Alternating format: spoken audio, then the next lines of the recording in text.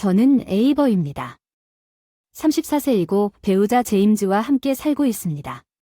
장인어른은 은퇴했음에도 불구하고 우리 둘 다 일하는 회사를 시작했습니다. 그는 처음부터 작은 건설 회사를 시작으로 엄청난 규모의 기업으로 성장시켰습니다. 연간 2,500억 달러의 수익 전략적 구매를 통해 그는 산발적인 공격성에도 불구하고 업계에서 회사의 입지를 강화하는 데 도움이 되었습니다.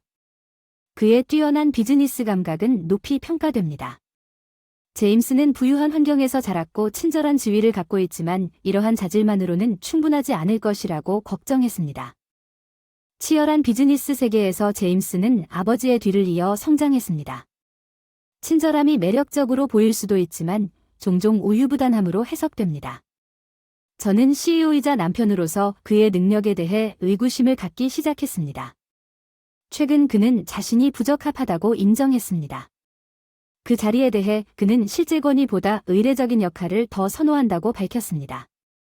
반면에 시아버지는 저의 결단력을 존경했고 저는 시아버지가 제가 회사에 합류했다고 주장했습니다. 원래는 은행 일을 그만두고 전업주부가 되려고 했으나 처음에는 가족관계 때문에 의심의 눈초리를 받았으나 점차 이사회에서 존경을 받게 되었지만 계속해서 꼭 필요한 정보를 제공하는 것이 결국 성공을 거두었습니다. 제임즈의 산발적인 출석은 전반적으로 수용 가능한 것으로 간주되었지만 제임즈 메이는 리더십에 필요한 자기주장이 부족했지만 나는 어느 날 회의를 마치고 집으로 효과적으로 기여하려는 재무관리 배경과 결단력을 바탕으로 회사 내에서 영향력 있는 역할을 맡고 있음을 발견했습니다. TV 앞에 앉아있는 제임스 왜 오늘 회의에 참석하지 않았나요? 나는 좌절감을 요구했습니다. 당신은 중요한 멤버이기 때문에 후회하는 기색 없이 진지하게 받아들여야 합니다. 그는 내가 참석하더라도 토론을 잘 이해하지 못할 것이라고 대답했습니다. 이사회 멤버들이 당신을 선호하기 때문에 문제가 없습니다.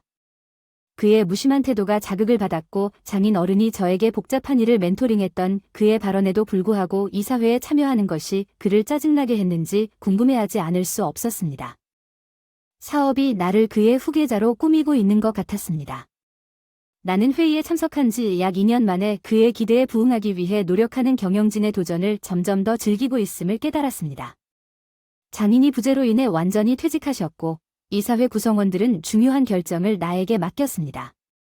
제임즈 나는 이것이 그에게 동기를 부여하기를 바랐지만 그 대신 그는 점점 더 초연해졌고 사무실에서의 그의 존재감은 줄어들었고 정오가 되어서야 그는 집에서 나머지 시간을 보내기로 결정하면서 사라졌습니다. 한편 회사에서의 나의 책임은 이사회의 나에 대한 의존도가 증가함에 따라 배가 되었습니다. 점점 커지는 압박에도 불구하고 CEO와 유사한 업무를 처리하게 됐습니다. 열심히 일한 결과 매출이 급증하고 제 역할에 더 많은 투자를 하게 되면서 직원들을 위해 매출과 이익을 추구하는 데 전념하게 되었습니다. 반대로 제임즈는 패배하는 것처럼 보였습니다. 그의 일에 대한 관심이 줄어들고 우리 관계에 긴장감이 스며들었습니다. 그러던 어느 날 제임즈가 무심코 언급했습니다. 나는 오늘 당신의 여동생 메건을 만났고 우리는 함께 점심을 먹었습니다. 메건 2년차 내 선배가 최근 그녀의 불륜으로 인해 지저분한 이혼을 겪었습니다. 내가 일하느라 바빠서 우리 가족에게 상당한 무리를 일으켰습니다. 제임즈는 메건의 부부간의 불화를 중재하기 위해 부모님 집에 갔습니다. 메건은 친절한 양육과 차분한 태도로 남편을 진정시키는 능력에 대해 그를 칭찬했습니다. 당신의 남편은 정말 대단합니다. 그가 내 남편의 분노를 아주 능숙하게 관리했다고 말했어요. 메건은 이 사건 이후 제임즈에 대해 다른 의견을 갖는 것 같았습니다. 그녀는 이전에는 그를 단지 부유하고 변덕스러운 남자로 생각했을지 모르지만 지금은 그를 가치 있는 사람으로 생각하며 아마도 바람직한 캐치일 수도 있습니다. 이혼했고 현재 미혼인 사람은 제임스가 부유한 남자를 좋아하기 때문에 좋은 파트너가 될 것이라고 생각했을 것입니다. 그러나 저는 일에 너무 집중해서 그런 일이 메간 제임스에게 알려지지 않은 것은 상상할 수 없었습니다. 진정한 관리 권한이 부족하고 비즈니스 인물에 불과했습니다. 그녀의 전남편은 결혼식에서 자신의 자질을 자랑하면서 내가 그를 부러워한다고 암시했습니다. 그는 매력과 세련미를 갖춘 성공한 남자였습니다. 제임즈는 메건과의 점심 식사에 대해 설명하고 3개월 후에 나에게 다가왔습니다. 그의 태도는 예기치 않게 엄숙했습니다.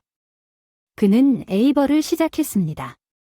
나를 불안하게 만드는 당신과 이야기하기 위해 제임즈는 메건이 자신의 아이를 안고 있다는 사실을 밝혀 나를 놀라게 했고 그가 이혼을 원한다고 말하여 깜짝 놀랐습니다.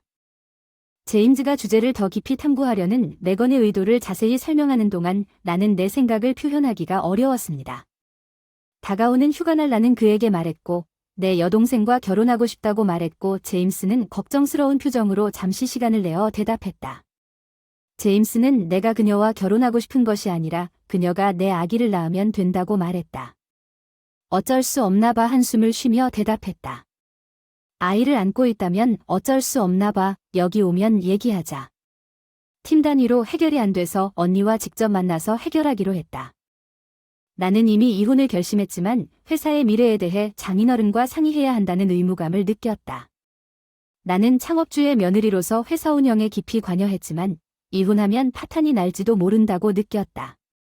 그 본드 다음날 시댁에 갔을 때 시아버지에게 제임스의 폭로를 말했더니 시아버지는 반응이 뜨거웠고 시어머니는 할머니가 될 가능성에 기뻐하는 표정으로 눈부셨다. 그는 숙고 끝에 가족 문제가 아니라 경영 문제가 자신의 가장 큰 관심사라는 점을 분명히 말하면서 그녀를 말렸습니다.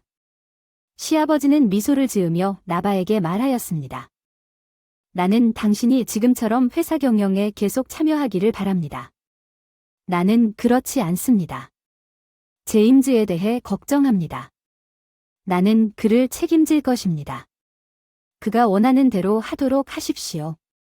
시아버지는 퇴직 후에도 아들이나 손자보다 회사의 경영을 더 중요하게 생각한다는 것이 분명해졌습니다.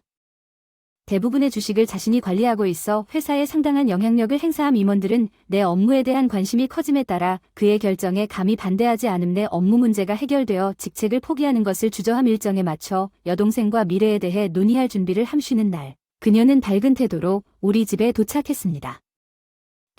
아기를 갖지 못해서 아쉽습니다. 충분한 위로금을 제공하겠습니다. 즉시 이 집을 떠나십시오. 그녀는 내 상황의 복잡성을 이해하지 못한 채 미소를 지으며 말했습니다. 문제의 주범임에도 불구하고 아무 말도 없이 언니의 대화만 듣기만 하는 남편을 바라보며 승리의 그녀는 말했다. 나는 남편의 무관심한 태도에 당황했고 필요하더라도 이혼은 선택이라고 담담하게 제안했다.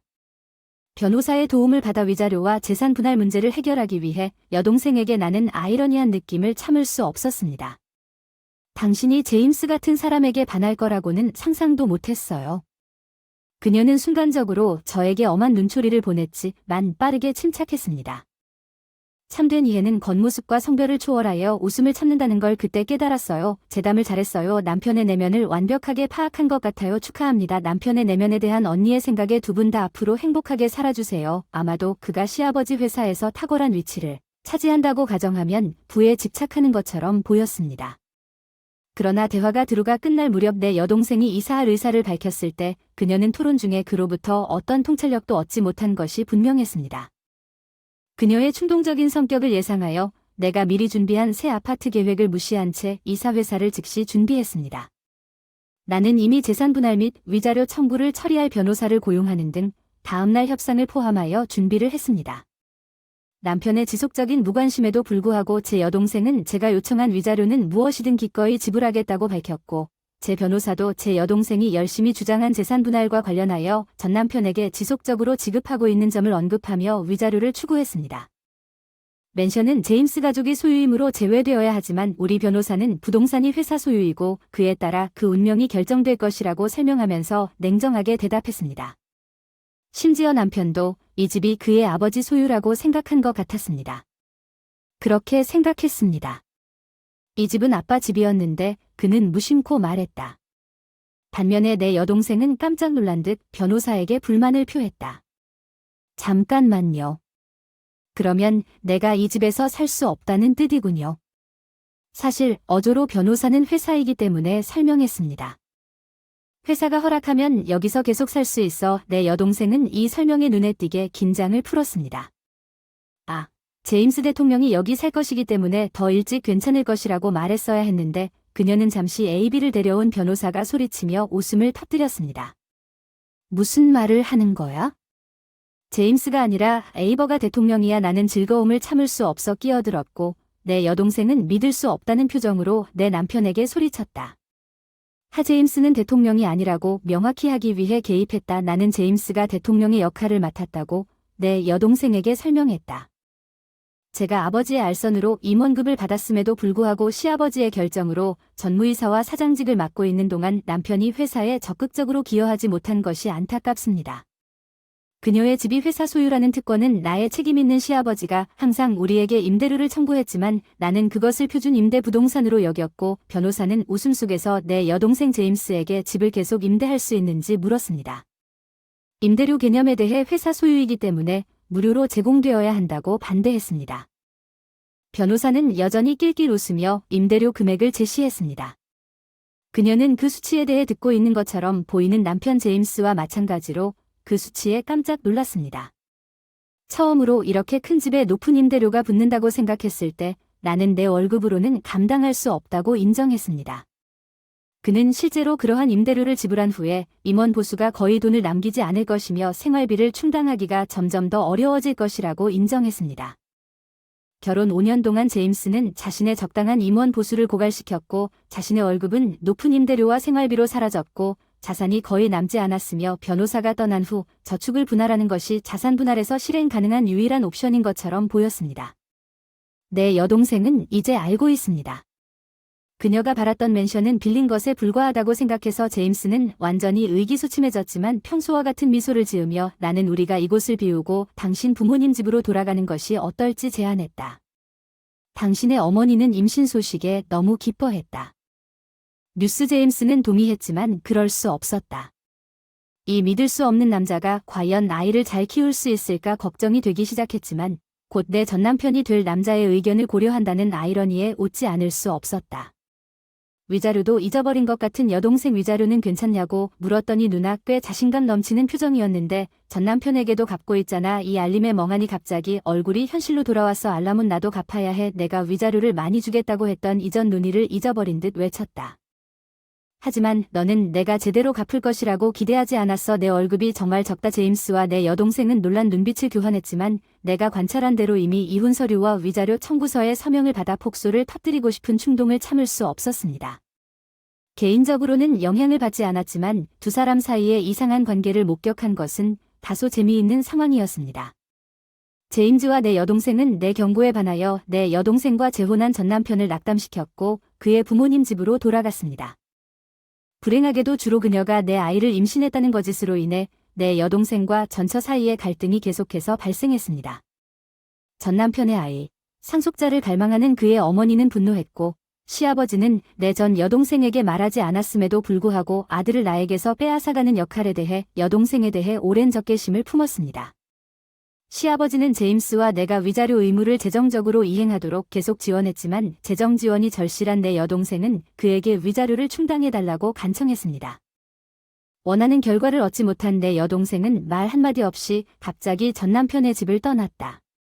나는 잠시 동안 화해에 대한 생각을 받아들였습니다. 그의 아버지의 엄한 꾸짖음은 그에게 가족에 대한 책임을 질 수 없다는 것을 상기시켰습니다. 나는 오랫동안 전남편과 재회한다는 생각을 받아들이지 않았습니다. 그의 여동생에 대한 그의 불륜과 우리가 토론하는 동안 그의 무관심한 태도는 그에 대한 내가 갖고 있던 모든 믿음이 산산조각 났고 그동안 그의 폴프롬 그레이스는 그의 임원직을 잃고 임시 고용에 의지하여 전진하겠다는 나의 결정을 확인했을 뿐이었습니다. 저는 회사를 최우선으로 생각하는 CEO로서의 역할을 확고히 유지했습니다. 이혼 서류는 폐쇄를 상징했습니다. 어려움에도 불구하고 내 인생의 한 장을 확실히 마무리했습니다. 나는 회사의 성공에 초점을 맞추고 위안을 찾았으며 이를 직원들의 복지를 위해 헌신하는 결혼과 유사한 나의 최우선 약속으로 여기며 지원과 지침을 찾았습니다. 이혼 이후에도 상호 존중과 공동 이익을 바탕으로 유대관계를 유지하고 있는 전 시아버지로부터 나는 독립을 받아들이고 재혼할 생각 없이 나만의 길을 계획하기로 결심했습니다. 회사와 관계에 대한 헌신. 나는 내 인생의 이 새로운 장에서 나를 고정시키는 힘의 기둥 역할을 하면서 길을 따라 자랐습니다. 나는 퇴직금과 저축이 정당한 내 권리라고 주장했습니다. 복지를 신청해야 합니다. 나는 우리가 결혼한 지 30년이 되었다고 굳게 말했습니다. 횡포한 남편을 섬겼을 때 부모님의 따돌림에도 부모님의 배려까지 참으면서 이 이혼 합의서에는 그 사람에 대한 연민이 남아있지 않다가 뜻밖의 발표를 했는데요. 그 남자를 흘끗 바라보는 남편의 안색을 한번 봐주셨으면 하는 사람이 있어요. 내 옆에 앉은 내 이름은 에밀리입니다. 긴장된 침묵을 깨고 제 소개를 했습니다. 저는 60세 주부입니다. 30년 전에 남편 다니엘과 결혼했습니다. 그 당시 저는 사회에서 결혼적기로 간주했던 30대가 훨씬 지났습니다. 사임했습니다. 선반 위에 남겨진 여자라는 꼬리표에 나 자신을 붙들고 있었는데 약속된 데이트 제안을 받고 그때 다니엘을 만났어요. 나와 같은 또래의 다니엘은 수줍음이 많고 연애 경험이 없는 여성들과 마찬가지로 수줍어하고 대화에 능숙하지 않았기 때문에 위안을 찾았습니다. 그의 솔직함과 성실함으로 우리는 계속 만나기로 합의했고 우리 관계는 순조롭게 꽃피웠습니다. 에밀리 저와 결혼해 주실래요? 결국 다니엘이 제안했고 나는 첫 데이트 다음 해를 행복하게 받아들였습니다. 다니엘과 나는 매듭을 묶고 아파트에서 함께 생활을 시작했습니다. 얼마 지나지 않아 나는 결혼 전에는 보지 못했던 다니엘의 모습을 발견하기 시작했습니다. 그는 80년대 전통적인 아버지의 모습을 구현했으며 진지하고 흔들리지 않는 일상을 매일 아침 정시에 출근하고 돌아왔습니다. 하루가 끝날 무렵 그의 태도는 점점 더 횡포해져서 내가 그의 뒤에서 세 걸음만 따라오라고 주장했습니다. 그러나 다니엘이 이 순간 동료들과 술을 마시고 늦게 집에 돌아올 때가 종종 있었습니다. 그는 애원하는 어린아이 같은 상태로 퇴보했습니다. 옷을 벗는데 도움을 줬다. 이상하게도 나는 결혼한 지 1년 만에 이 익살스러운 행동들조차 사랑스럽다는 것을 알았다. 나는 임신을 했고 내가 32살이 되었을 때 우리 딸 에머를 맞이했다. 에머는 실제로 내가 회복하는 동안 처음부터 나를 긴장하게 만드는 에너지 덩어리였다. 병원과 간호원 에머 데니얼은 에머가 나이가 들면서 부모님과 함께 이사해야 한다는 아이디어를 제안했습니다. 그는 현재 아파트가 너무 비좁아질 것이지만 함께 살면 임대료를 절약할 수 있고 그의 어머니가 에머를 돌보는데 도움을 줄 수 있다고 주장했습니다. 그의 제안의 실용성 나는 거의 동의하지 않았습니다. 나는 이 결정이 내 불행의 시작이 될 것이라는 것을 알았습니다. 왜 당신은 여자아이를 낳았습니까? 그녀는 상속자가 될 수 없습니다. 내 시어머니는 처음부터 분명히 반대했던 나를 부끄럽게 할 것입니다. 상황을 악화시키다 시아버지는 우리가 계속해서 남자아이를 찾으려고 노력해야 한다는 거친 말을 하고 그들의 행동에 혼란스러워서 성적으로 부적절한 말을 내 방식대로 던질 것입니다.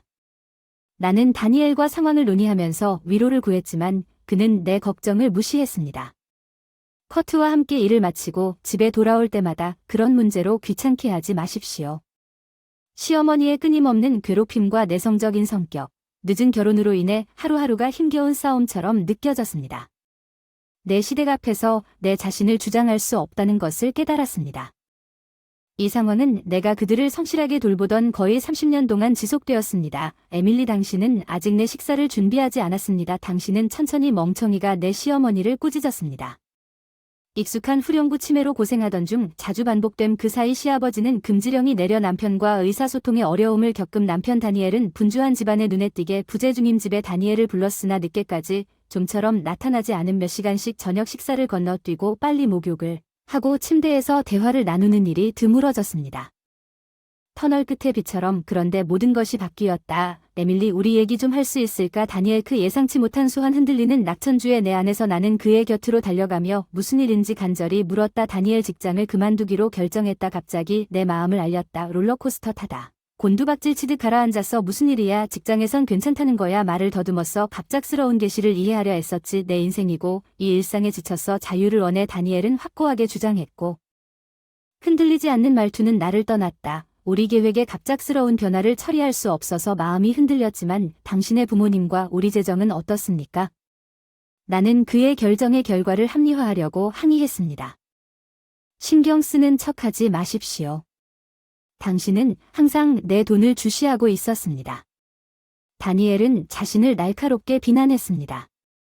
칼같이 허공을 가르는 비난. 퇴직금 한 푼도 주지 않겠다. 그의 말이 나를 꿰뚫고 미래에 대한 불확실함. 다니엘의 말은 혼란만 더해 나를 완전히 어리둥절하게 만들었다는 뜻이다. 현실적으로 우리는 간병이 얼마나 오랫동안 계속될지 모릅니다. 나는 그의 비난을 이해하려고 애썼고 그래서 당신은 그렇게 플레이할 것입니다. DOM은 여가 시간에 무엇을 하느냐는 질문에 항상 간병 이야기를 꺼냅니다. 그 사람의 말은 나를 당황하게 만들었고 나는 그가 무엇을 암시하고 있는지 이해할 수 없었습니다. 혼자 있을 수 없는 시댁을 돌보며 내 모든 시간을 소비했습니다. 불륜의 여지는 없었지만 다니엘은 내가 치른 희생을 인식하지 못하는 것 같았습니다. 준비한 식사도 거의 손대지 않고 내면의 혼란에도 불구하고 일찍 잠자리에 들었다. 나는 오해를 분명히 하려고 노력했다. 아니 절대 그럴 여유가 없다고 이해했다. 장을 보고 도 답답함이 커졌다고 항의했다. 식당에서 30분 정도만 보낸다. 뱉어내며 나를 더욱 혼란에 빠뜨렸다. 쌓인 피로와 스트레스가 나를 압도해 현기증이 난다. 더 이상은 견딜 수가 없어 탈출구가 절실히 필요하다고 생각해서 핸드백과 재킷을 낚아채고 신선한 공기를 마시기 위해 필사적으로 현관문으로 달려갔다. 또 보자 그 사람을 만나러 가는 거 아닌가? 그렇지 않니? 다니엘의 비난이 나를 따라와 집에서 도망쳐 나오자 그의 목소리가 멀리서 사라질 때까지 달려갔다. 충격과 숨이 막혔다. 다니엘의 목소리가 희미해졌을 때 나는 혼돈 속에서 숨쉬는 것을 잊었다는 것을 깨달았다. 밤이 깊어가고 선선한 바람을 맞으며 걷고 있는 나 자신을 발견했다.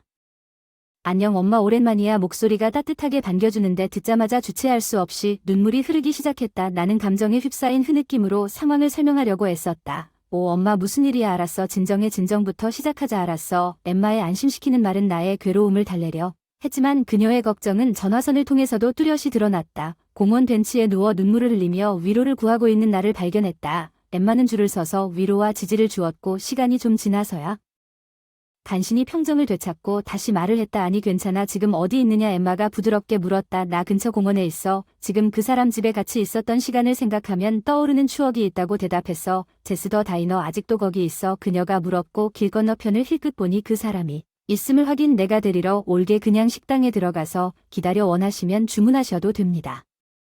비용을 지불하겠습니다. 에머는 주저하지 않고 친절에 감사하다고 제안했습니다. 나는 동의하고 약 1시간 후에 식당에 들어갔습니다. 에머는 어머니의 얼굴에서 눈물을 흘리는 모습을 보고 걱정이 분명해 보였습니다. 뭔가 심각한 일이 일어난 게 틀림없었습니다. 너무 울었잖아. 그녀는 부드럽게 고맙다고 말했어. 나는 다니엘과의 괴로운 만남을 이야기했다. 엠마는 열심히 들었어. 커피를 마신 후에도 진지한 눈빛은 한 번도 흔들리지 않았어. 그녀는 엄마에게 우선 오늘부터 내 집에 있어달라고 제안했어. 넌 가지 않아도 돼. 그곳으로 돌아가면 또 제가 궁금한 것이 몇 가지 있으니 엠마의 강인함과 믿음직함에 대해 조금 감사함을 느끼기 위해 제 집으로 돌아가는 것이 어떨까요? 법률. 그러나 그 순간 그녀의 지원은 희망의 등대였습니다. 불확실성의 피로가 저를 무겁게 짓눌렀고 저는 휴식의 필요성에 굴복하여 스스로 계속할 수 없다는 것을 알았습니다.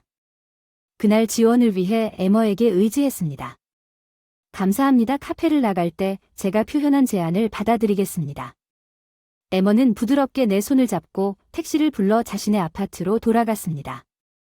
에머는 캠핑 잡지의 작가로서의 경력을 쌓았으며 그녀는 항상 열정을 쏟았습니다. 캠핑에 대한 그녀의 사랑으로 인해 그녀는 처음에는 기업 역할로 사용했던 블로그와 소셜미디어를 통해 자신의 모험을 공유하면서 혼자 여행을 떠났습니다. 최근 캠핑의 인기가 급상승하면서 그녀는 자연과 관련된 스토리텔링 기술을 쓰는 프리랜서로 전환하게 되었습니다. 우리가 밤에 자리를 잡았을 때 적절한 직업 선택. 에머는 대화를 시작했습니다. 당신은 항상 아빠와 시댁 엄마에게 헌신해 왔습니다. 이제 그들이 당신을 의심할 것이라는 것은 상상할 수 없는 일입니다. 그녀는 조용히 불을 끄라고 말했습니다. 그게 날 괴롭히는 게야. 그녀는 내 피로를 느끼며 걱정스러운 한숨을 쉬었다. 그녀는 나에게 쉬라고 재촉하는 대화를 돌렸다. 내가 에머와 함께 있기 시작한 지 3일이 지났고 어느 날 저녁 식사를 준비하면서 에머는 보고 임무를 마치고 돌아와 내 요리의 향기를 칭찬했다. 오, 당신의 요리는 항상 최고의 냄새가 난다. 엄마가 칭찬한 그 말을 들은 지 몇 년이 지났고 마음이 따뜻해져서 뜨거울 때 먹자. 나는 엠마가 저녁 식사 후 한 입 맛보며 열심히 파낸 감자 수프를 차려내자고 제안했다. 설거지를 하며 우리는 서로 함께 조용한 만족의 순간을 나눴습니다. 그녀는 김이 모락모락 나는 커피 한 잔과 밀봉된 봉투를 테이블 위에 놓고 자리에 앉았습니다. 그녀의 표정 진지합니다. 엄마 이 말을 들으면 침착해지세요. 그녀는 시작했습니다. 그녀의 긴박함으로 묶인 말 사실 저는 지난 3일 동안 아버지의 활동을 조사하기 위해 형사의 도움을 요청했습니다. 계시록에 너무 방심해서 국물에 목이 막힐 뻔했습니다. 잠깐만 아버지를 조사하세요. 제가 혼란스러워했다는 게 무슨 뜻인가요? 당신의 걱정을 듣고 아빠의 행동을 관찰한 후에 나는 그 사람이 왜 항상 집에 늦게 오는지, 그리고 당신이 다른 남자와 함께 걷고 있다는 소문을 퍼뜨린 사람이 누구인지 궁금해졌습니다. 엠마의 예민한 직관은 그녀로 하여금 다니엘의 특이한 행동과 그녀와의 잠재적 불륜 사이의 점을 연결하도록 이끌었습니다. 작가로서의 폭넓은 인맥 그녀는 연락처를 통해 사설 탐정을 찾았습니다. 수사관의 보고서에 따르면 그녀는 그녀의 어조를 엄숙하게 재촉했습니다. 아버지는 다른 여자와 바람을 피우고 계시고 다니엘이 의심했을 뿐만 아니라 계시록에서 내 마음은 멍해졌습니다. 나에게 불륜을 저질렀지만 그 자신은 혼외정사에 연루되어 있었습니다. 에머는 나에게 그녀의 출처가 제공한 끔찍한 증거 사진과 보고서를 보여주었습니다. 한 사진에서 데니얼은 실제 나이인 51세보다 훨씬 어려 보이는 릴리라는 여성과 친밀하게 관계를 맺고 있었습니다. 릴리는 이랬습니다. 다니엘이 나이에도 불구하고 정기적으로 자주 드나드는 집 근처 바에서 빨간 장미를 배경으로 화려한 드레스를 입은 그녀는 발랄한 아우라를 발산했습니다. 다니엘이 수년 동안 그녀와 긴밀한 유대 관계를 형성했음이 분명했습니다. 엠마는 수사관의 조사 결과를 전달했습니다.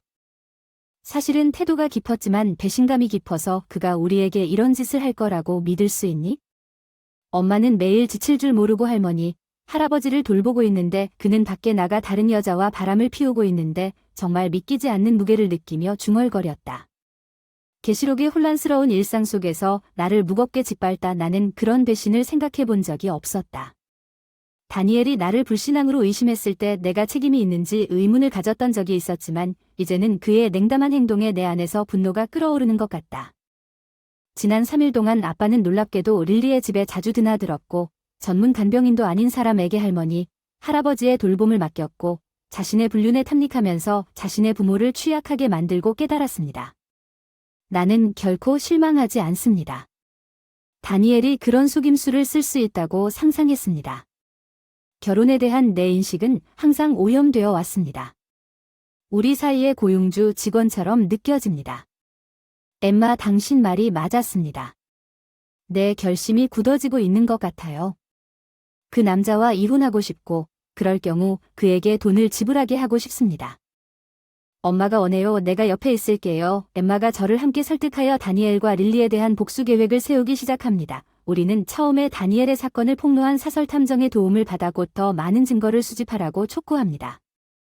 다니엘과 릴리가 일하는 술집 밖에서 공개적으로 뻔뻔하게 키스하는 것은 그들의 대담한 행동에 말문이 막히게 하고 수사관은 술집에 잠입하여 다니엘과 릴리 사이의 대화를 녹음합니다. 아내는 떠나고 돌아오지 않았습니다. 릴리는 그 지루한 여자 없이는 상쾌하다고 묻습니다. 데니얼 주변에서는 내가 그의 은퇴 자금에 손을 대지 않을 것이라고 무시하며 대답했습니다. 그는 폭풍우를 인식하지 못한 채 내 직업 선택을 무시했습니다. 배신을 양조하는 것은 심오하지만 릴리 판사에 대한 우리의 헌신도 아마도 그녀가 일부를 청구할 수 있다는 사실조차 알지 못할 것이라고 추측했습니다. 금액, 정확해요. 퇴직금으로 바로 그 호화로운 호텔을 예약하겠습니다. 밤에 도시의 불빛을 보는 것이 얼마나 짜릿한지 오늘 밤 방문하실 건가요? 다니엘이 열정적으로 대답했어요. 물론 다니엘을 향한 내 감정은 더욱 복잡해졌습니다. 이렇게 밝혀진 하나하나의 정보에 원망과 분노가 뒤섞여 나는 충분한 증거를 모은 후에 이혼에 관해 법적 조언을 구했습니다. 당연히 다니엘의 노골적인 불륜으로 인해 정신적 고통과 재산의 일부에 대한 배상을 요구할 수도 있었습니다. 다니엘의 여주인에게 릴리를 고소할 수도 있다고 했어요. 게다가 다니엘이 시댁 식구들을 버리고 저한테 맡겨두었기 때문에 배상을 요구할 수도 있지만 불륜 혐의를 반박할 증거가 필요해서 녹음했어요. 에머가 2년 전 시댁을 감시하기 위해 집으로 이사했을 때 설치한 보안 카메라에 영상 나는 그것이 어떻게 작동하는지 전혀 이해하지 못했고 그것을 제대로 설치했음에도 불구하고 그것에 대해 완전히 잊어버렸다고 에머는 주장합니다. 보안 카메라로 얻은 정보는 원격 데이터 센터에서 1년 동안 보관되었습니다. 에머는 돈과 서비스를 관리했기 때문에 데니얼은 그것이 존재하는지 전혀 몰랐습니다. 에머는 제가 돌보는 책임이 어떻게 이루어졌는지 보여주는 기록된 데이터에 접근할 수 있도록 도와주었습니다. 사실상 나를 주부로 만든 시댁 식구들에게 당한 폭언도 집 밖으로 뛰쳐나오는 순간까지 녹화되어 완벽하게 녹화됐다. 그들의 확실한 대담함은 놀라웠고 그들이 겪은 고통은 부정할 수 없었다. 영상을 볼 엄두가 나지 않았지만 모든 준비를 마친 후 그것을 본 에머는 눈에 띄게 화를 냈습니다. 우리가 계획을 실행하려고 할 때 다니엘에게서 전화를 받았습니다. 안녕 에밀리, 언제 나를 피하지 않을 건가요? 우리 얘기 좀 해야 할 것 같아요. 오후 3시에 현지 제스트에 오세요.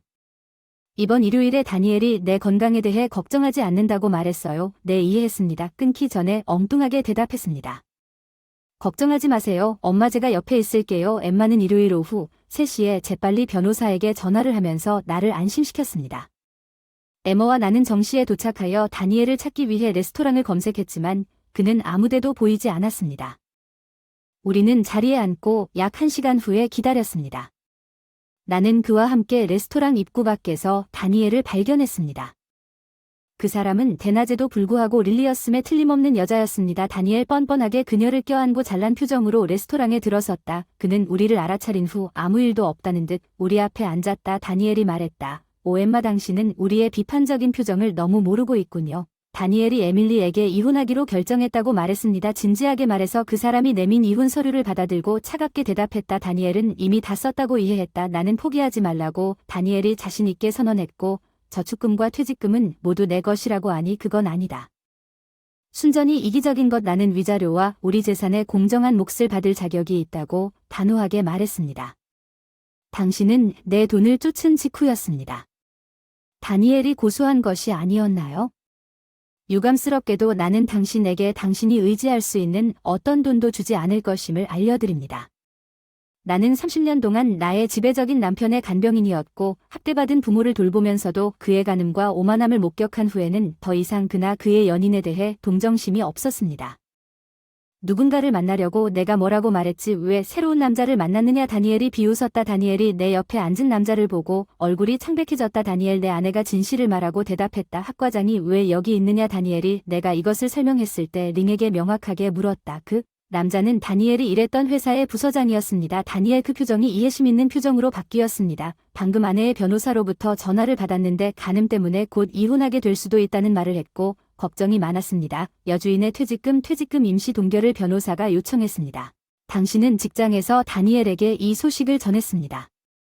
에밀리는 충격을 받은 듯 우리 부서 리더가 개입하여 이것이 우리에게 처음 있는 일이라고 지적했습니다. 나는 다음과 같은 토론에 참여하기로 결정했습니다.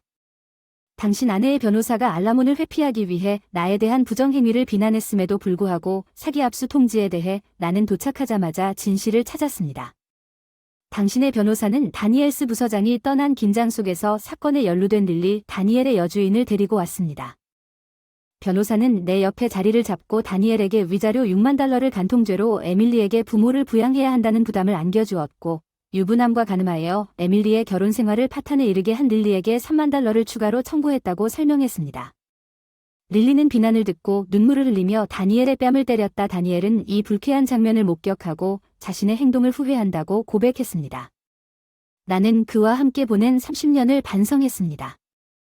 우리는 다니엘과 릴리의 불륜에 대한 증거를 제시했고 회의는 나중에 연기되었습니다. 나는 릴리와 그녀가 부모는 레스토랑에서 다니엘의 불쌍한 상태를 보고 위자료를 지불하기로 합의하기 위해 법률사무소를 방문했습니다. 그에 대한 릴리의 애정은 약해졌고 그녀는 놀랍게도 그들의 관계를 끝냈습니다. 다니엘은 청구에 이의를 제기하지 않았으며 그가 압수한 은퇴 자금을 지불하지 않으면 압류된 은퇴 자금을 이행하는 데 사용됩니다. 그의 비명이 그 이후로 그의 부모를 돌보는 고통을 반영하는지 생각한 의문하는 그 책임에서 거리를 두었습니다. 처음에는 다니엘에 대한 사랑과 그의 가족에 대한 존경심으로 그들을 돌보았지만 그 애정이 없으면 무보수 노동은 견딜 수 없을 것 같았습니다. 다니엘 자신의 책임을 나에게 회피하는 습관이 있었기 때문에 그가 간병인의 역할을 맡는 것이 공정한 것처럼 보였습니다. 에머가 설치한 엘더 케어 감시 장치는 식당 회의 당일 계약자에 의해 제거되어 데니얼은 결국 우리 상황을 인식하지 못했습니다. 나는 에머의 집으로 이사하여 그녀의 존재에서 위로와 지원을 찾았습니다. 그녀의 도움을 통해 남편의 방치에 대해 보복할 수 있었습니다. 아이들은 나에게 TR 보물이라고 종종 말하지만 에머는 이 사건으로 인해 단순한 보물보다 천사처럼 느껴집니다. 에머를 그녀의 어머니로서 무시한 정도를 인식하기 위해 나는 그녀와 좋은 시간을 보내고 함께 지속적인 추억을 만들어 보상하기로 결심합니다. 제 이름은 에이미 클라억입니다. 28세의 아버지 건설회사 사무실 관리자입니다. 나는 데이트 후 나에 대한 자신의 감정을 고백한 대학 동창인 조지 브라운과의 결혼을 앞두고 있으며 이제 우리는 집을 공유하고 다가오는 입주를 열심히 준비하고 있으며 조지는 이를 위해 뉴욕으로 통근합니다. 나는 현지에 머물면서 가족에게 운전합니다. 키가 5피트 1인치밖에 되지 않지만 어린 외모로 사업을 하고 있습니다. 건설 현장에서 작업복을 입고 크레인을 운전하면서 아버지 회사에서 키워온 크레인 자격증과 자동차에 대한 사랑으로 많은 사람들을 놀라게 했습니다. 어느 날 쇼핑하러 나갈 준비를 할 때 사람들의 반응을 관찰했습니다. 가장 친한 친구인 메건 플린이 저와 동행했습니다. 메건과 저는 초등학교 때부터 떼어놓을 수 없는 친구였습니다. 심지어 같은 대학에 다니기도 했습니다. 그녀는 제가 방문할 계획이라면 무엇이든 공유할 수 있는 절친한 친구입니다. 최근에 인근 주에 아울렛몰을 오픈했는데 운전이 좀 힘들었지만 편의점에서 만나기로 결정한 여행을 기대했는데 메건이 손에 커피를 들고 기다리고 있는 것을 발견했습니다. 계속 기다리게 해서 미안하다고 말했어요. 잠깐만요. 메건은 아니요라고 대답했습니다. 방금 커피를 샀어요. 에이미 메건의 커피 향기가 나를 유혹했기 때문에 그녀의 제안을 기꺼이 받아들였습니다. 감사합니다. 저도 하나 사주실 수 있나요? 내비게이션 시스템을 설정하겠습니다. 메건은 기꺼이 편리하게 돌아갔다고 말했습니다. 자동차의 GPS 설정을 시작하는 동안 터치스크린을 조작하다가 실수로 기록 버튼을 눌렀습니다. 터치 패널이 너무 민감해서 화면을 다시 전환하려고 중얼거렸지만 히스토리 호텔의 놀라운 항목에 주의를 끌었습니다. 사랑스러운 샤토 이것이 내 차이기 전에는 그런 것을 검색한 적이 없었지만 조어지는 가끔 사용합니다. 너무 별거 아닌가 하는 생각에 무시하고 아울렛몰로 가는 길에 계속 목적지를 설정했습니다. 메건이 갑자기 출구 경사로 근처를 지적했습니다. 사랑스러운 샤토 호텔 요즘 호텔 이름 참 싸구려 검색 기록 항목이 생각나서 호텔 이름을 보고 웃었음에도 불구하고 불안감을 지울 수 없었습니다. 쇼핑을 마치고 메건을 떨어뜨린 후 불안감을 떨칠 수 없었습니다. 집에서 혼자 집에 돌아오니 참을 수가 없어서 다시 자동차 내비게이션을 확인하고 있어요. 사랑스러운 샤토 호텔 검색했는데 실제로 출구 경사로 근처에 있는 위치가 나와 있었어요. 검색 기록을 보면 의심할 여지 없이 같은 호텔이었어요. 의심할 여지 없이 하나였어요. 눈썹을 치켜올린 그런 유형의 호텔 중에서 나는 조어지가 왜 그 특정 호텔을 검색하고 자신의 활동을 면밀히 관찰하기로 결정했는지에 대한 질문을 떨칠 수 없었습니다. 나는 내 차에 대시 캠을 설치한다는 주제를 이야기했습니다. 조어지는 그것이 다음과 같은 추론에 동의했습니다. 요즘은 흔한 안전조치지만 제 차는 제 이름으로 등록되어 있어도 비용은 제가 부담한다는 점을 상기시켜 주세요. 조어지도 가끔 사용하기 때문에 퇴근 후 설치 비용을 조금이나마 기부해 주었습니다. 대리점에서 대시 캠을 설치하도록 했습니다. 이전 영상을 재정의하기 전에 5시간 동안 녹화 시간을 갖는 자동차의 전면, 후면과 내부를 향한 카메라 기능을 추가로 조어지가 자동차를 사용한 후 차량의 움직임을 추적하기 위해 GPS 로거를 포함하기로 결정했습니다. 조어지는 쉬는 날 주로 차를 사용했기 때문에 대시캠 영상과 GPS 로거 데이터를 부지런히 확인했습니다. 그는 항상 주말에 미리 허락을 구했고 지난주에 내가 방문했던 것과 동일한 쇼핑몰에 여행을 간다고 언급하면서 차를 사용해달라고 요청했습니다. 조어지는 계획대로 직장을 떠났고 조어지는 토요일에 출발하여 적절한 순간을 기다리며 저녁에 돌아왔습니다. 저는 조어지가 밤에 퇴근한 후 차에서 무언가를 꺼내는 척하고 조심스럽게 메모리 카드와 GPS 로거를 꺼냈습니다. 나는 그 데이터를 꼼꼼하게 조사했습니다. GPS 로거는 쇼핑몰로의 여행을 확인했지만 돌아오는 길에 아름다운 샤토 호텔 바로 옆 인터체인지 출구로 이어지는 우회로를 공개했습니다. 이 발견은 나를 깜짝 놀라게 하고 의심스럽게 만들었습니다. 특히 한 달 앞으로 다가온 결혼식이 떨리면서 어렴풋이 다가왔습니다. 손가락 기기의 데이터를 훑어보며 메모리 카드에 어떤 정보가 나올지 대비했다. 기기를 컴퓨터에 연결하고 재생 실행을 눌러 녹화된 내용을 확인했는데 갑자기 화면에 이상한 광경이 펼쳐졌다. 낯선 여자가 그 자리를 차지했다. 조수석 화려한 아우라를 뿜어내는 그녀 긴 머리에 나보다 나이 들어 보이는 얼굴이면서도 이따금씩 순수함을 배반하는 그녀의 미소는 방심했다. 녹취록에서 펼쳐지는 대화에 꼼짝 못하게 된 상황을 도저히 감당할 수가 없었다. 진짜 넌 정말 나쁜 놈이야.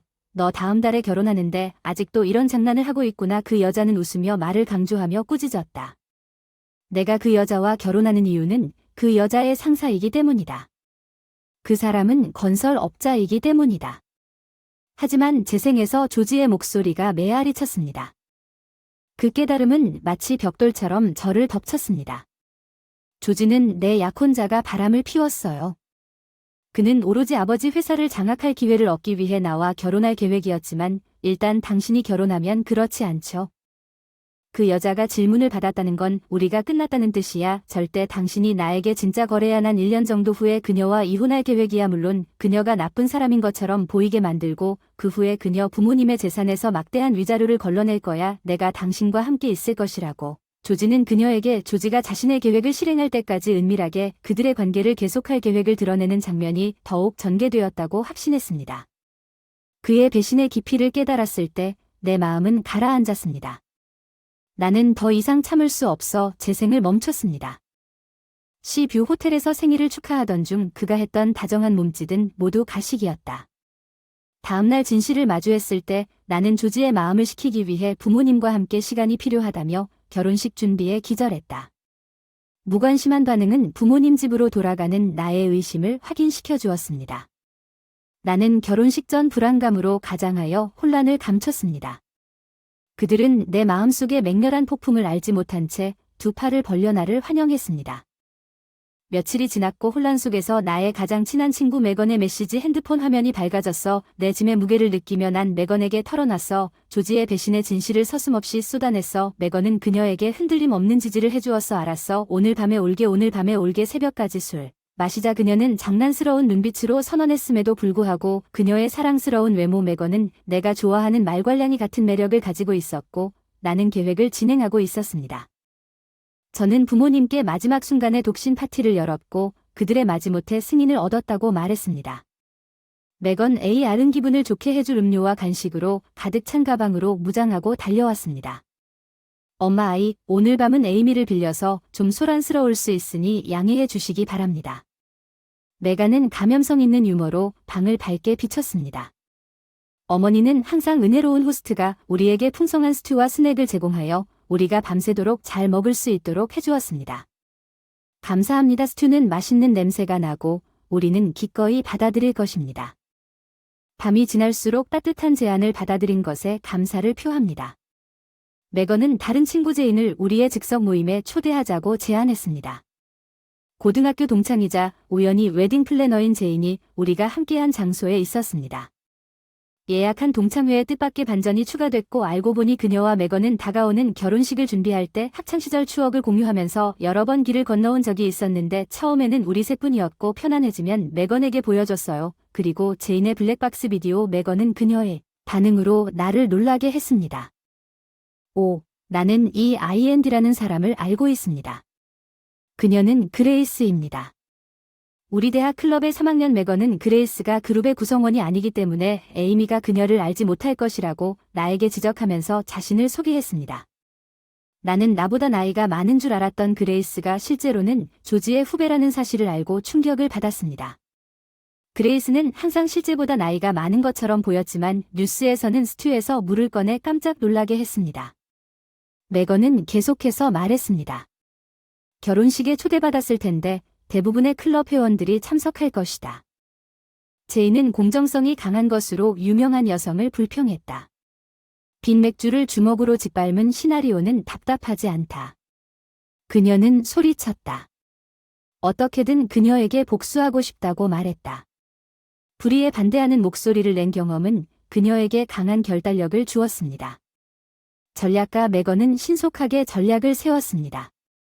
널 파괴하자. 그녀는 내가 계획이 있다고 말했습니다. 나는 종이 한 장을 꺼내서 메건과 제인이 강조한 생각을 적기 시작했습니다.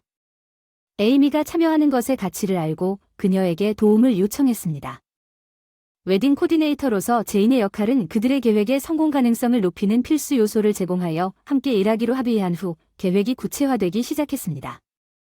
나는 메건과 제인이 잠드는 것을 보았습니다.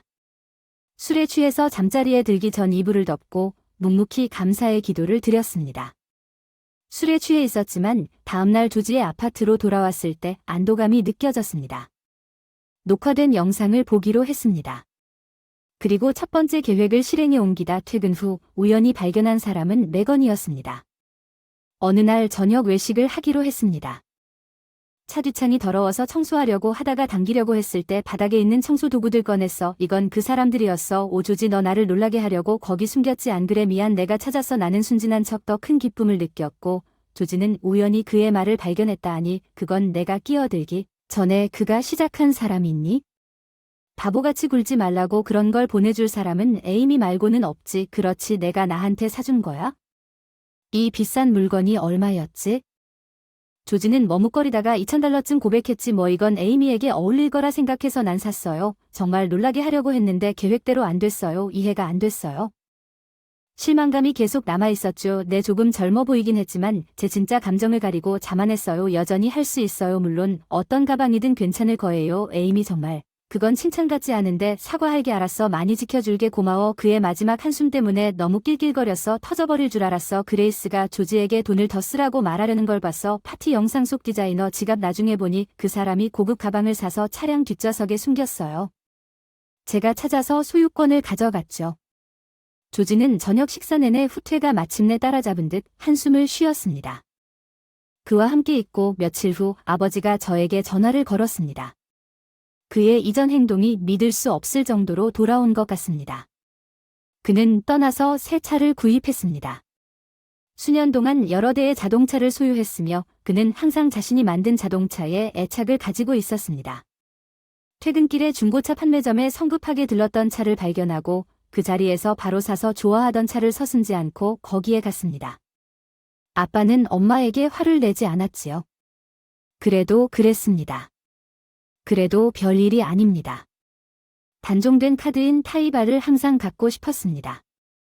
어때요? 당신이 그렇게 조악한 자동차를 운전하는 걸 좋아하는 건 그때 문득 생각났어요. 알았어요. 그렇게 할게요, 아빠. 다음 주에 새 차가 배송되면 당신이 가져가시면 됩니다. 내가 알아서 할게요. 청소 알겠습니다. 하지만 이번이 마지막 관대입니다. 아빠는 남자의 꿈은 결코 멈추지 않는다는 말은 하지 마세요. 알았어요. 알겠습니다. 안부 인사. 아빠는 미소를 숨길 수 없었어요. 전화를 끊었어요. 내 차는? 며칠 만에 바뀐 차량을 바꾸셨나요? 차 에이미가 다른? 차에 비해 이 차는 더 멋있어 보이네요. 내 아빠가 새 차를 사시면서 낡은 차를 나에게 주셨죠. 지난 차보다 낫지 않나요? 네, 정말 멋지네요. 토요일에 빌려주실 수 있을까요? 마치 미끼에 물고기가 있는 것 같았는데 토요일에 도착했어요. 조지가 자동차 열쇠를 갖고 나간 뒤 바로 돌아왔습니다. 야, 차가 왜 이래? 시동이 안 걸려? 아니, 나 운전을 잘 못하는데 운전을 잘 못하나? 어제 완벽하게 운전한 게 무슨 문제야? 그건 수동 변속기라서. 그런데 그게 뭐가 문제야? 그냥 자동 면허증만 있는 거야. 네, 맞아요. 재미없다고 간과했어요. 할 수 없는 문제예요. 지금 운전은 나에게 필수야. 그게 문제가 되니까 내가 내 차를 운전해줬으면 좋겠어. 아니, 그렇지 않아. 내 특별한 날을 망치고 싶지 않아. 정말 상관없지만. 아니, 내가 할게. 알았어. 그럼 안전하게 여행해라. 나는 그가 할 수 없다는 것을 잘 알고 있었다. 정의는 내가 수동 면허증을 가지고 있었기 때문에 아버지가 나에게 스틱기어가 달린 차를 주었다는 것을 알아냈다. 나는 아무런 문제가 없었지만 조지의 면허증은 그 차에 불과했다. 그 사람이 운전하는 것은 불법이고 그 사람은 어차피 운전하는 방법도 모를 것입니다. 그 사람은 이미 추론한 대로 매주 데이트에 차를 타고 있었습니다. 그 지식에도 불구하고 나는 차를 바꾸기로 결정했습니다. 나는 내 이름으로 차를 소유하고 있으므로 나는 내가 좋아하는 일을 하면 됩니다. 바로 여기에서도 그 사람을 섬길 수 있다고 생각합니다. 그 사람 결혼식 일주일 전에 메시지를 받았는데 이 주소로 오라는 말을 들었습니다. 안녕하세요. 제 소개를 하겠습니다. 저는 에이미입니다. 오, 에이미입니다. 와주셔서 감사합니다. 상대방이 문제 없다고 하더군요. 그럼 어떻게 됐나요? 그럼 자리에 앉으세요. 우리는 회의실로 안내되어 자리에 앉은 후 모든 것에 대해 이야기하겠습니다. 먼저 귀하의 요청에 대해 논의합시다. 실제로 이것은 사립탐정 회사였습니다. 저는 조지의 배경을 조사해달라고 요청했습니다. 조지 브라운 주제는 의심할 여지 없이 잘못된 동영상과 사진에 관한 것이었습니다. 사진은 우리에게 안전합니다. 그걸 봐야 한다고 생각하시나요? 예, 제발. 그 시점에서 그 남자는 USB 디스크에 넣은 노트북을 꺼내서 컴퓨터를 켰습니다. 영상 두 사람이 손을 잡고 장난스럽게 산책을 하고 숙소에 들어갔습니다. 영상은 2주 전 토요일 오후에 찍은 영상이고 그때 찍은 영상과 포옹하고 뽀뽀하는 모습도 포함되어 있어서 감사합니다. 충분하다. 불륜에 대한 의심을 품고 서류를 받고 사무실을 나왔을 때 나는 다양한 감정을 느꼈다. 사실이 너무 노골적으로 제시되어 깜짝 놀랐다. 나는 친구 메건과 제인과 연락하여 회의를 가졌다. 술집에서 우리는 비밀리에 문제에 대해 이야기할 수 있었습니다. 우리는 사적인 공간에 모였습니다. 나는 그들에게 자료를 제공하고 함께 분석을 시작했습니다. 부인할 수 없는 증거에 대한 동료들의 반응은 충격이었고 결단력이 있었습니다. 이것은 명백한 증거입니다. 메건이 말했고 제인은 내가 받아들이기로 동의했습니다. 맥주를 꾸준히 마시고 그를 완전히 쓰러뜨리고 싶다고 말했습니다. 임박한 결혼식을 위해 슬라이드쇼에 자료를 포함할 것을 기대하면서 이것을 빌려주시겠습니까? 제인이 물었습니다. 메건은 맥주잔을 들고 진행 중인 우리 그룹의 성취 계획을 위해 축배를 들었습니다. 결혼식 날 새벽에 얼마나 도와주고 싶어 하는지 깨닫고 그들의 변함없는 지지에 감동하고 울지 않을 수 없었다. 혼돈 속에 나를 휩쓸고 있는 준비의 소용돌이 나는 하얀색으로 장식된 거울 앞에 서 있었다. 한때 꿈꿔왔던 웨딩드레스를 꿈꾸었지만 내 눈에 흘렀던 눈물은 기쁨의 눈물이 아니었습니다. 어머니의 온화한 안심은 내가 상충되는 감정과 씨름할 때 내 불안을 조금도 덜어주지 못했습니다. 결혼식은 흐릿하게 지나갔고 교환할 때 행복의 모습은 흔들리고 있었습니다. 어색한 조지와의 미소 신부의 작별 편지를 위한 순간이 왔을 때 내 마음은 딴 데 있었음에도 리셉션은 순조롭게 진행되었습니다. 나는 군중 앞에 서서 감사의 대본을 읽는 대신에 기대의 무게를 느꼈습니다. 나는 그들의 참석에 진심으로 감사를 표했습니다. 그리고 지지를 보냈지만 예상했던 부모님에 대한 작별 인사나 옆에서 기다리고 있는 남자에 대한 사랑의 표현을 모을 수 없었습니다. 나는 설레를 깨고 무대 옆에서 지지하는 제인의 고개를 끄덕이는 것에 격려를 받아 충격에 휩싸여 청중은 침묵했습니다. 나는 진짜 신부가 바로 신부라고 말했습니다. 손님들이 서로 속삭이고 중얼거리게 만든 내가 아니라 진짜 신부는 조지아 대학 3학년 그레이스 데이비스입니다. 그 소식은 즉각적인 동요를 일으켰고 조지가 그레이스에게 사랑을 고백했고 내 증거는 그들이 함께한 특별한 시간의 슬라이드쇼가 재생되었다는 주장을 뒷받침했습니다. 경쾌한 음악이 연주되기 시작하고 군중 한가운데에서 그레이스에게 스포트라이트가 비치자 음악은 즉시 멈추고 그들의 저주스러운 토론은 시끄러운 소리로 흘러나왔고 강당은 혼란에 빠졌습니다. 나는 분명히 혼란스러워하는 조지에게 마이크를 주었습니다. 나는 메건과 제인에 의해 신속하게 대혼란에서 빠져나와 빈 녹색 방으로 갔다. 그곳에서 나는 내 일을 다 마친 후 재빨리 신부 가운으로 갈아입었다. 나의 계시로 인한 격변에도 불구하고 감정에 폭풍나는 가방을 싸서 들뜨는 기분을 지울 수 없었다. 나는 집에 돌아와 부모님의 꾸지람을 받았지만 조지가 이 사태의 근본 원인이라는 것을 이해함으로써 그 심각성은 완화되었다. 아버지는 결혼식이 원활하게 취소되고 선물이 반환되도록 여파를 처리했습니다. 조지는 자신의 부정행위가 폭로된 결과를 불운에게 안겨주었고 자신의 위법 행위가 강등되었다는 사실을 알고 회사 전체의 당황스러움에 직면했으며 사무실 분위기를 견딜 수 없어 결국 사임했습니다. 그레이스는 조어지와 내가 함께 끝내지 못한 것으로 보이는 모든 소동 이후 조어지와 함께 더 폴아웃 오브 더 스캔들을 탐색하는 여파에 얽혀 있음을 발견했습니다. 결국 우리는 약혼을 파기하고 약혼 비용을 포함하여 발생한 비용에 대한 보상을 구했습니다. 선물 교환으로 인해 조지는 결혼 준비로 저축한 대부분을 다 써버렸고 특정 기술이 부족하여 새로운 정규직 일자리를 찾는데 어려움을 겪으면서 비용을 부모에게 의존했습니다. 그는 현재 빚을 갚기 위해 파트타임으로 일하고 있으며 보상도 요구했습니다.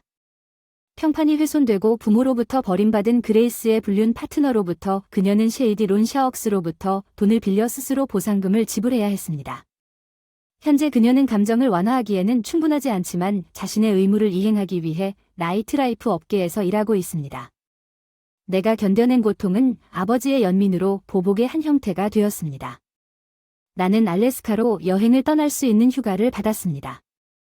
혼란스러운 시기에 북쪽으로 향하는 것은 소동에서 자신의 역할에 대해 어느 정도 죄책감을 느끼는 일반적인 성향인 것 같습니다. 나는 그녀를 여행 중에 조지로부터 받은 손해를 보상하기 위해 함께 여행에 초대했습니다. 우리는 뉴욕으로 돌아가는 페리에서 2명의 자전거 타는 사람을 만났고 그들은 매년 출발했습니다. 오토바이를 타고 알래스카로 여행을 떠났고 우리는 연락을 유지하고 뉴욕으로 돌아오자마자 다시 만나기로 결정했습니다. 나는 초대받지 못한 것에 대해 실망감을 표현한 메건과 소식을 공유했고 결과적으로 우리는 그녀를 포함하도록 계획을 확대하고 회의를 조직했습니다. 어려움에도 불구하고 제인을 포함한 3명의 올리 믹서는 새로운 삶이 변화무쌍하다는 것을 알았지만 미래를 정면으로 직면하기로 결심했습니다. 또한 임신 위기에 접어들면서 다음 주부터 여동생의 아이를 돌보는 임무를 받았습니다. 내 반대에도 불구하고 남편이 처제의 아이를 돌보는 터무니없는 아이디어를 제안한 것에 대해서만 안도감을 느낄 수 있습니다. 그의 추론 당시는 임신 중기입니다. 내가 낳은 아이를 위해 더 이상 책임을 져야 한다는 생각을 견딜 수 없어서 결정을 내렸습니다. 저는 애너이고 28세입니다.